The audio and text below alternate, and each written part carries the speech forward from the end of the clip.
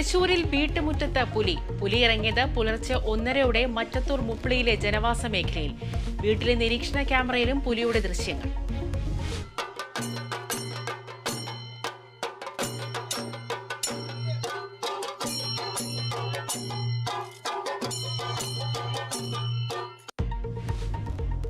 ഓണാഘോഷത്തിന് സമാപനം കുറിച്ച് തൃശൂരിൽ ഇന്ന് പുലിക്കൂട്ടമിറങ്ങും. സ്വരാജ് റൗണ്ട് പുലികളെ കൊണ്ട് നിറയാൻ ഇനി മണിക്കൂറുകൾ മാത്രം. അവസാനവട്ട ഒരുക്കത്തിൽ ദേശങ്ങൾ.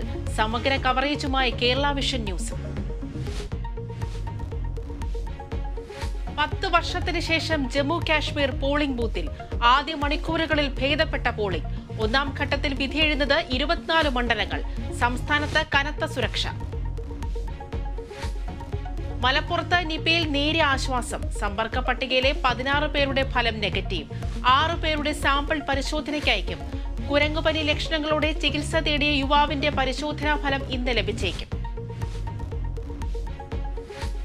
കേരള ക്രിക്കറ്റ് ലീഗിൽ ഇന്ന് ഫൈനൽ പോരാട്ടം.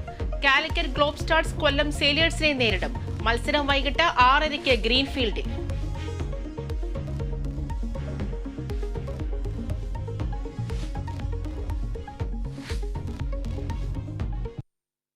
ഇപ്പോൾ പ്രതിപക്ഷ നേതാവ് വി.ഡി. സതീശൻ മാധ്യമങ്ങളെ കാണുകയാണ് തത്സമയ സംപ്രേഷണത്തിലേക്ക്.